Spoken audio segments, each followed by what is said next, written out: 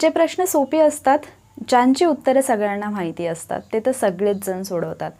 पण खरे game changer questions ते असतात जे सगळ्यांसाठी अवघड असतात, ज्यांची उत्तरं देणं थोडं आपल्यासाठी डिफिकल्ट असतं. आणि ते प्रश्न आपला अटेम्प्ट जो आपला असायला पाहिजे तो अटेम्प्ट गाठण्यासाठी मदत करतात. बट त्या ठिकाणी आपल्याला रिस्क घेण्याची गरज असते.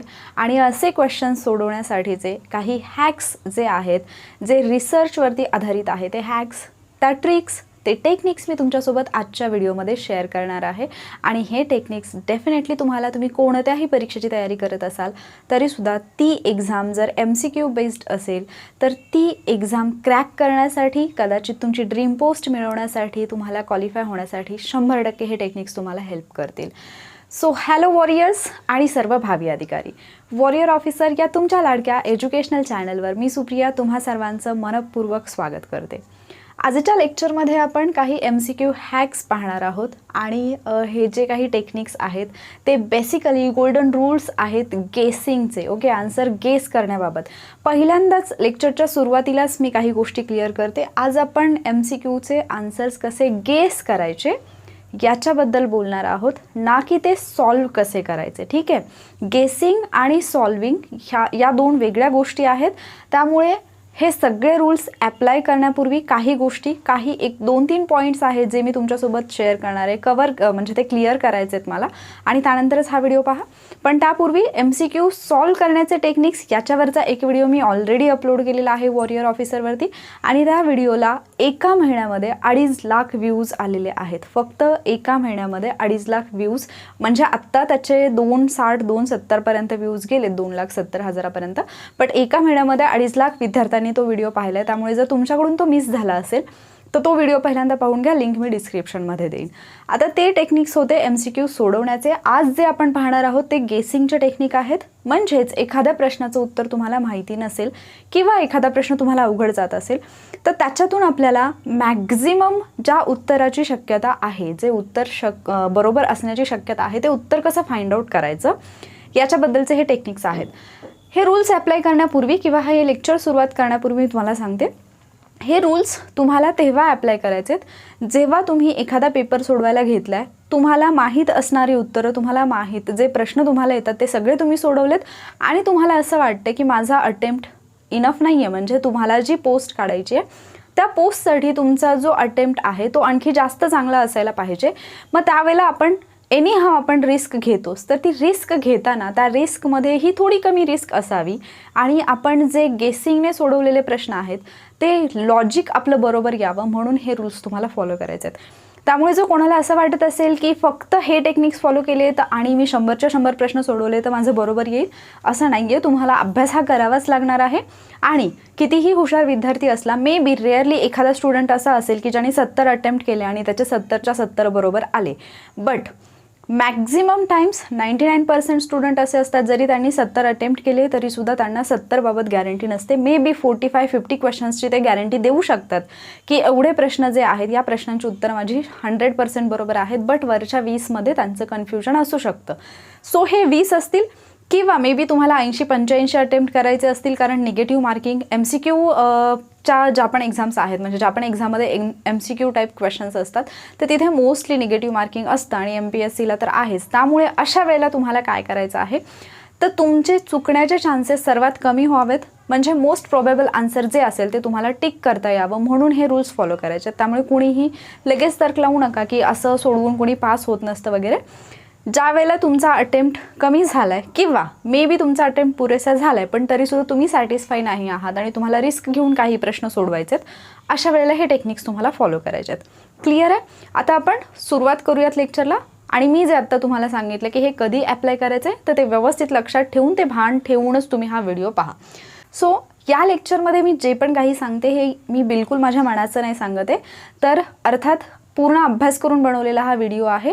एक बुक आहे, मे बी तुम्ही ते सर्च करा इंटरनेटवरती वगैरे, आणि जर तुम्ही इंटरेस्टेड असाल तर तुम्ही स्वतः त्याच्यातून गो थ्रू तुम्ही ते रीड करा, नो प्रॉब्लेम. तर त्या पुस्तकाचं नाव आहे रॉक ब्रेक्स सीझर्स, आणि विल्यम पाउंडस्टोन यांचं हे बुक आहे. तुम्हाला त्याची इमेज मी दाखवते. सो हे बुक आहे विल्यम पाउंडस्टोन यांचं आणि या बुकमध्ये त्यांनी MCQ सॉल्व करण्याचे ऑलमोस्ट म्हणजे खूप सगळे टेक्निक्स सांगितलेत, खूप सगळे हॅक्स सांगितलेत, कशा पद्धतीने MCQ जे आहेत ते कशा पद्धतीने त्यांची रचना केलेली असते आणि मोस्ट प्रॉबेबल आन्सर किंवा मोस्टली करेक्ट आन्सर कोणतं असू शकतं. म्हणजे ॲटलिस्ट जर 4 ऑप्शन आपल्याला सिलेक्ट म्हणजे 4 ऑप्शन दिलेत त्याच्यातून एक सिलेक्ट करायचं आहे तर आपले चुकण्याचे चान्सेस सगळ्यात कमीत कमी व्हावेत आणि आपली ॲक्युरसी वाढावी यासाठी हे टेक्निक्स तुम्ही वापरू शकता. सो त्याच्यावरतीच बेस्ड हे म्हणजे खूप सगळे रूल्स आहेत बट मी समराईज करून तेच रूल्स मे बी एका रूलमध्ये आणखी रूल्स ॲड करून आणि जे इम्पॉर्टंट आहेत तुमच्या एक्झामच्या दृष्टीने ते रूल्स मी एका बाजूला काढून त्याच्यावरती बेस्ड असा हा व्हिडिओ बनवला आहे. पहिला रूल येतो तो म्हणजे एलिमिनेशन मेथड. आता एलिमिनेशन मेथड ही तुम्ही अशा प्रश्नांसाठी सुद्धा नक्कीच वापरता ज्या प्रश्नांची उत्तरं तुम्हाला माहिती आहेत. तिथे ही मेथड तुम्हाला कशासाठी हेल्प करते तर ज्यावेळेला तुमच्याकडे वेळ फार कमी असतो तर तिथे तुमचा टाईम सेव्ह होतो मल्टीलायनर क्वेश्चन असताना. म्हणजे फॉर एक्झाम्पल तुम्हाला क्वेश्चनमध्ये विचारलं की खालीलपैकी कोणतं एक विधान बरोबर आहे असं विचारलं असेल तर तुम्ही काय कराल, जी चुकीची विधानं आहेत ती काढून टाकाल आणि बरोबर विधान सिलेक्ट कराल. किंवा तुम्हाला असं विचारलं की खालीलपैकी कोणतं एक विधान चुकीचं आहे तर तुम्ही काय कराल, बरोबर असणारी विधानं जी आहे ती एलिमिनेट कराल. बट हे ज्या प्रश्नांची उत्तरं तुम्हाला माहिती आहेत त्या प्रश्नांच्या बाबतीमध्ये हे लागू होईल. बट ज्या वेळेला एखाद्या प्रश्नाचं उत्तर तुम्हाला शुअरली माहिती नाही आहे की याचं उत्तर हेच आहे, मे बी तुम्हाला तो नंबरच माहिती नाही आहे, अशा वेळेला तुम्ही काय कराल तर अशा वेळेला सुद्धा तुम्हाला एलिमिनेशन मेथड यूज करायची आहे. बट इथे एक विचार करायचा, एलिमिनेशन मेथड वापरताना इथे काही सायकोलॉजिकल हॅक्ससुद्धा येतात. पहिली गोष्ट तुम्हाला आजूबाजूच्या गोष्टींचा विचार करायचा. म्हणजे मी अगदी साधं सोपं जर एक एक्झाम्पल घेतलं, मे बी आपण हिस्ट्रीचं एक्झाम्पल घेऊयात. तुम्हाला समजा प्रश्न आला महात्मा गांधीजींच्या विषयी की चंपारण्य सत्याग्रह असेल किंवा जे सुरुवातीला केलेले असतील खेडा असेल, अहमदाबाद सत्याग्रह असेल, याच्यापैकी कोणताही एखादा सत्याग्रह तुम्हाला विचारले की कोणत्या वर्षी झाला आणि जे ऑप्शन दिलेले आहेत ते ऑप्शन जर खूप वेगवेगळे असतील म्हणजे जसं की मे बी 1905, आपल्याला 1905 माहिती आहे काय झालं होतं ते, ठीक आहे, घटना आपल्याला बऱ्याचशा माहिती असतात. मे बी तुम्हाला 1917 दिलं असेल, त्यानंतर 1947 दिलं असेल, मे बी तुम्हाला 1940 दिलं असेल, असे काही ऑप्शन्स असतील. तर याच्यातून आपल्याला एलिमिनेट कसं करायचं, मे बी तुम्हाला माहितीच नाही की चंपारण सत्याग्रह केव्हा झाला, एक्झॅक्ट इयर माहिती नाही, पण तुम्हाला ॲटलिस्ट गांधीजींबद्दल एवढी तरी माहिती असेल की ते भारतात कधी आले किंवा भारत स्वातंत्र्य कधी झाला, या छोट्या छोट्या गोष्टी तुम्हाला माहिती असेल तर तुम्ही त्याच्यावरून उत्तर काढू शकता. म्हणजे कसं की 1905ला तर ते भारतातच नव्हते, त्यामुळे 1905 हे आन्सर येणारच नाही, पहिला मुद्दा. दुसरा मुद्दा 47ला तर भारत स्वातंत्र्य झाला होता, त्यामुळे तोही येणार नाही. 40 म्हणजे अगदी 47च्या जवळ आहे, म्हणजे तोही मुद्दा येणार नाही. इतकं तरी नॉलेज आपल्याला असतंच की महात्मा गांधीजी भारतात आल्यानंतर पहिला सत्याग्रह त्यांचा चंपारणला झाला, तो त्याच्यावरून तुम्ही ते आन्सर काढू शकता. ठीक आहे, तर अशा पद्धतीने ज्या प्रश्नांची उत्तरे एक्झॅक्ट माहिती नाहीत या प्रश्नांच्या बाबतीमध्ये तुम्ही ही एलिमिनेशन मेथड यूज करू शकता आजूबाजूच्या गोष्टींचा विचार करून. याच्यासाठी चांगलं एक एक्झाम्पल मी देऊ शकते.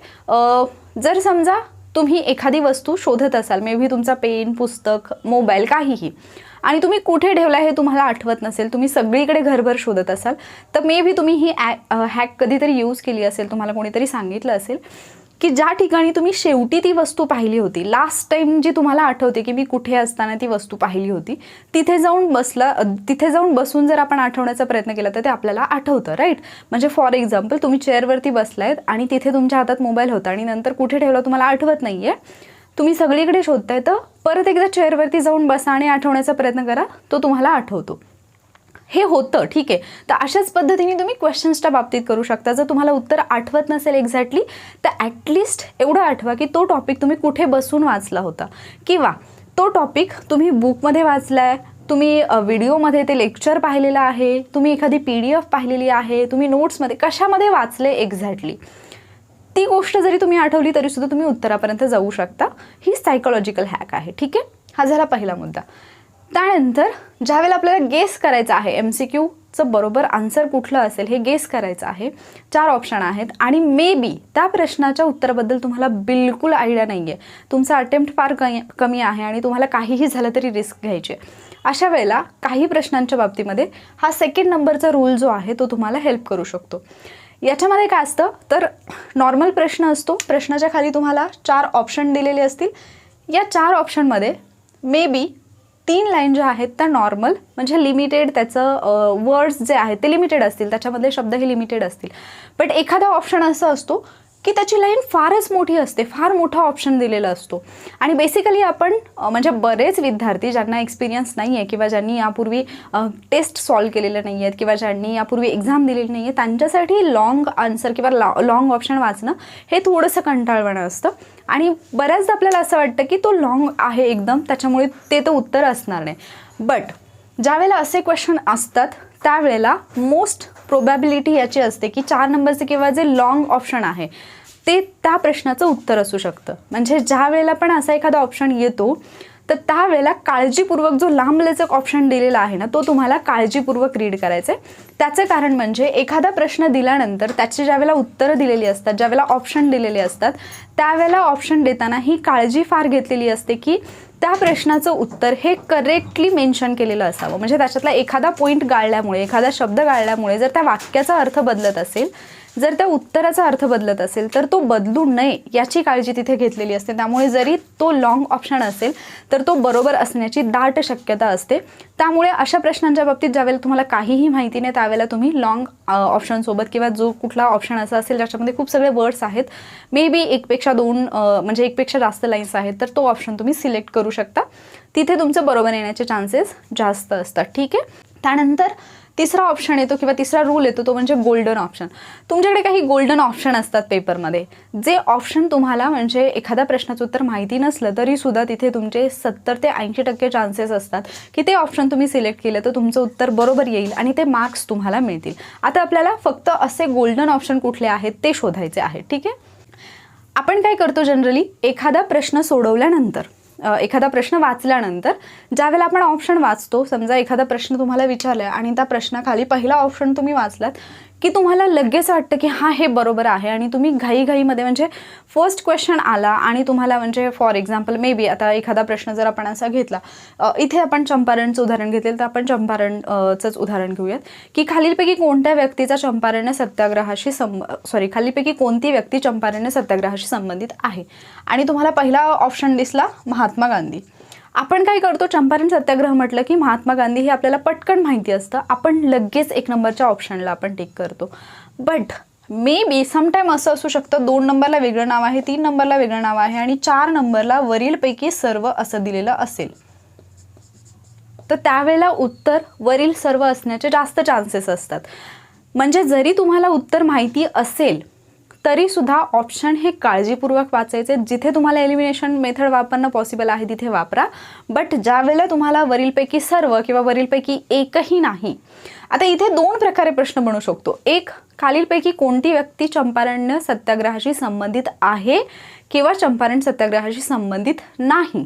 संबंधित आहे म्हटल्यानंतर इथे 3 ऑप्शन जर त्या व्यक्ती असतील ज्या की रिलेटेड आहेत तर वरीलपैकी सर्व उत्तर येईल. आणि जर समजा कोणत्या व्यक्ती संबंधित नाहीत असं जर असेल तरी सुद्धा ज्यावेळेला तुम्ही हे 4 ऑप्शन पाहता, जर समजा तिन्ही व्यक्ती संबंधित असतील तर खाली ऑप्शन येईल वरीलपैकी एकही नाही. इथे आपण खूप कन्फ्युजनमध्ये जातो, तर ते प्रश्न काळजीपूर्वक वाचायचे आहेत. तर या ऑप्शन्सना मी गोल्डन ऑप्शन्स का म्हणते किंवा पाऊंडस्टोन गोल्डन ऑप्शन्स का म्हणतात, कारण ज्यावेळेला असे ऑप्शन येतात त्यावेळेला मोस्ट प्रोबॅबिलिटी असते की हेच उत्तर असेल. म्हणजे वरीलपैकी सर्व किंवा वरीलपैकी एकही नाही अशा प्रकारचे जे ऑप्शन असतात तर ते ऑप्शन बरोबर येण्याचे चान्सेस खूप जास्त असतात. त्यानंतर पुढचा रूल येतो तो म्हणजे अवॉइड द फुटप्रिंट. आता हे एक्झॅक्टली काय आहे, तर पाऊंडस्टोनच्या मते जो पेपर सेट केलेला असतो कोणताही MCQ, तर त्याच्यामध्ये मोस्ट प्रोबॅबिलिटी जी असते ती असते ऑप्शन बीची. म्हणजे आपल्याकडे ABCD जे ऑप्शन असतात तर त्याच्यामध्ये मोस्ट प्रोबॅबिलिटी असते की बी हा ऑप्शन बरोबर असेल. बट आता म्हणजे ज्या प्रश्नाचं उत्तर माहिती आहे, तुम्ही असं म्हणाल की मोस्ट प्रोबॅबिलिटी बी आहे उत्तराची, म्हणजे आम्ही सगळेच उत्तरं बी लिहित जायचं का, तर नाही. परत एकदा आपला रूल जो आहे, रूल अप्लाय करण्यापूर्वी जे मी तुम्हाला सांगितलं की ज्या वेळेला तुम्ही मे बी समजा आता आपण असं उदाहरण घेऊयात की पहिला प्रश्न आहे, दुसरा प्रश्न आहे, तिसरा प्रश्न आहे. तुम्ही पहिला प्रश्न सोडवलेला आहे, तुम्ही तिसरा प्रश्न सोडवलेला आहे, तुम्हाला समजा याचं पण उत्तर माहिती आहे की याचं समजा उत्तर आहे D, याचं उत्तर आहे A आणि दुसरा प्रश्न तुम्हाला सोडवायचा आहे. तर अशा वेळेला काय करायचं, मग ज्या वेळेला दुसऱ्या प्रश्नाचं उत्तर तुम्हाला काढायचं आहे तर त्यावेळेला इथे जो पाऊंडस्टोननी सांगितलेला रूल आहे तो तुम्हाला ॲप्लाय करायचा. मग तो कसा आपण ॲप्लाय करणार आहोत, तर इथे तुम्हाला फुटप्रिंट अवॉइड करायची. म्हणजेच काय, तर पहिल्या ऑप्शनचं एकतर पहिला प्रेफरन्स आपण द्यायचा आहे बी या ऑप्शनला. म्हणजे मोस्ट प्रोबॅबली आन्सर कुठलं बरोबर असेल तर बी, पहिला प्रेफरन्स बीला द्यायचा आहे. आणि त्यानंतर फुटप्रिंट अवॉइड करायची. म्हणजेच काय, तर पहिल्या प्रश्नाचं उत्तर ए आहे, त्यामुळे हा ऑप्शन आपण सिलेक्ट करायचा नाही.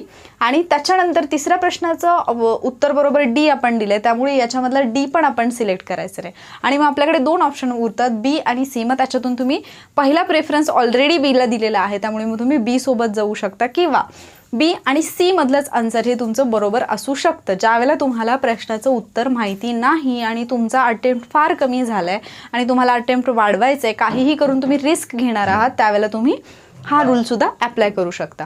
त्यानंतर पुढचा रूल येतो तो म्हणजे कीवर्ड्स. आता हे तुम्ही ज्या प्रश्नांची उत्तरं तुम्हाला माहिती आहेत किंवा जर तुम्ही टेस्ट पेपर सॉल्व केले असतील, यापूर्वी तुम्ही एक्झाम दिली असेल, तर तुम्हाला ऑलरेडी हा जो रूल आहे किंवा हा जो नियम आहे हा तुमच्या लक्षात आला असेल.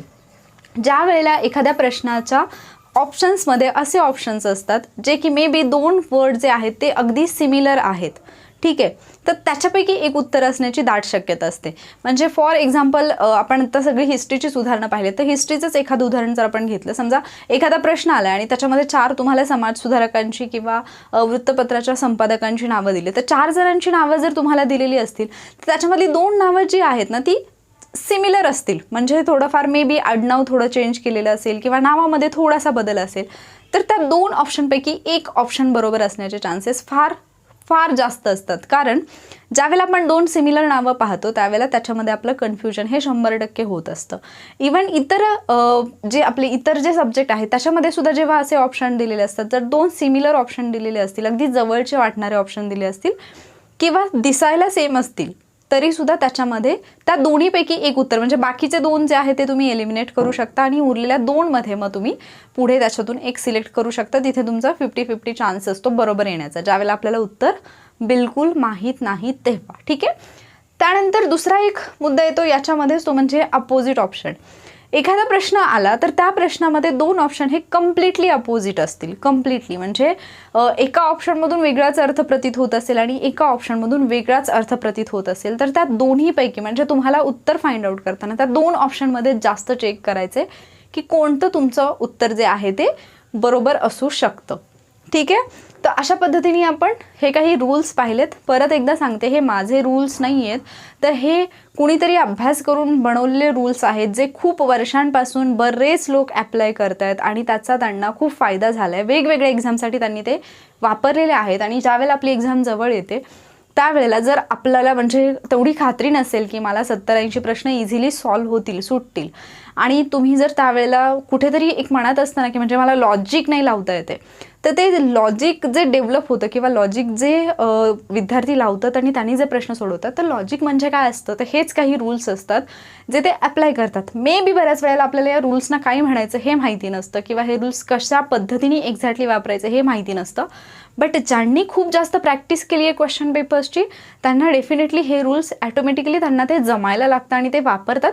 फक्त आपल्याला माहिती नसतं की याच्या पाठीमागे काहीतरी सायकोलॉजिकल हॅक आहे, काहीतरी सायकोलॉजिकल फॅक्ट आहे किंवा ऑलरेडी याच्यावरती कोणीतरी अभ्यास केलेला आहे, ठीक आहे. सो आजच्या लेक्चरमधून हे रूल्स मला तुमच्यासोबत शेअर करायचे होते आणि त्याचं सगळ्यात महत्त्वाचं रिझन हे होतं की एक्झाम आपली 2-3 दिवसांवरती आलेली आहे आणि ज्यावेळेला एक्झाम एवढी जवळ आली आणि मग एक भीती असते की जर समजा म्हणजे मी ठराविक एवढा अटेम्प्ट केला, माझा अटेम्प्ट पूर्ण नाही झाला तर काय, जर मला अटेम्प्टसाठी रिस्क घ्यावी लागली, म्हणजे उदाहरणार्थ आता मी आपल्या कंबाईनचा जो म्हणजे तुम्हाला जर एक्झाम्पल दिलं, मे बी तुमच्या पोस्टनुसार तुमचा अटेम्प्ट कितीही असू शकतो, तुम्ही ऑलरेडी तो डिसाईड केला असेल, बट आपण जस्ट अँड एक्झाम्पल म्हणून घेऊयात की समजा तुम्ही 50च अटेम्प्ट केलेत आणि तुम्हाला असं वाटतं की अजून मला 30 ते 35 प्रश्न अटेम्प्ट करण्याची गरज आहे, असं तुम्हाला आतून फिलिंग आहे.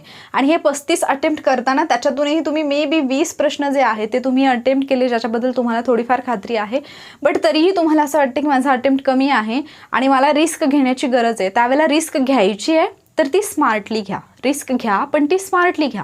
म्हणजे रिस्कमध्ये आपण पूर्ण बुडण्याचे चान्सेस जेवढे कमी होतील तेवढे तुमचे तरुण जाण्याचे चान्सेस जास्त वाढतील, बरोबर आहे.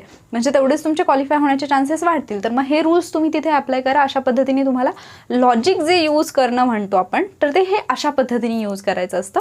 याच्या व्यतिरिक्त बरेचसे रूल्स आहेत, बट आत्ता जर आपण एक्झाम पॉईंट ऑफ व्ह्यूनी पाहिलं तर मला हे रूल्स असे वाटले की जे खूप चांगल्या पद्धतीने ॲप्लिकेबल आहेत आणि तुमच्यासाठी युजफुल ठरू शकतात, म्हणून हा व्हिडिओ मी तुमच्यासाठी घेऊन आले. आणखी एक व्हिडिओ आपला पेंडिंगला आहे स्ट्रेस मॅनेजमेंटचा, आणि अर्थात तो एक्झामच्या आधीच मी अपलोड करणार आहे, कारण एक्झामच्या पूर्वी आत्ता तुम्ही स्ट्रेसमध्ये तर आहात, बट याच्यापेक्षा जास्त इम्पॉर्टंट असतं स्ट्रेस मॅनेजमेंट, ते म्हणजे एक्झाम हॉलमध्ये असताना केलेलं. ठीक आहे, कारण एक्झाम हॉलमध्ये जर तुम्हाला स्ट्रेस मॅनेज करता आला तर तो 10 ते 15 मार्कांचा फरक पाडण्यासाठी खूप महत्त्वाचा ती एक गोष्ट असते, माहिती आहे.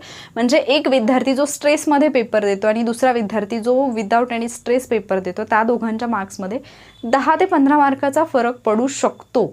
ठीक आहे, आणि हे मी स्वतःच्या एक्सपिरियन्सवरून सांगते, त्यामुळे स्ट्रेस मॅनेजमेंटचा व्हिडिओ लवकरच येणार आहे.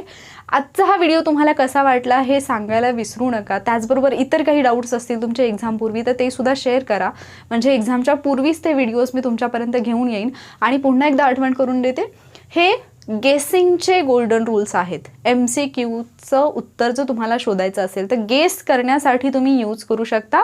MCQ सॉल्व करण्याचे रूल्स जे आहेत ते मी ऑलरेडी तुम्हाला दुसऱ्या व्हिडिओमध्ये दिलेले आहे, त्याची लिंक तुम्हाला दिली जाईल, त्यावरून तुम्ही तो व्हिडिओ पाहू शकता. जर हा व्हिडिओ आवडला असेल, हेल्पफुल आहे असं वाटलं असेल तर व्हिडिओला लाईक करायला विसरू नका, शेअर करा, आणि त्याचबरोबर वॉरियर ऑफिसरला नक्की सबस्क्राईब करा. थँक्यू.